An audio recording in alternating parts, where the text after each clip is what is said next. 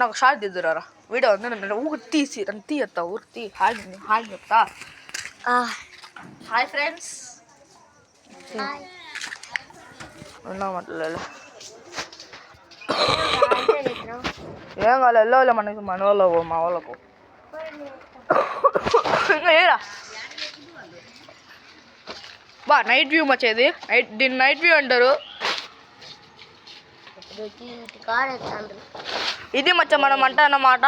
గట్టిగా 20 minutes నుంచి చేస్తున్నాం మనం ఈ మంటను. ఇంత ఎన్నాక చాలా పెద్దగా లేచి ఇప్పుడు చాలా చిన్నగా అయిపోయింది మచ్చ, ఏమనుకోకూడదు.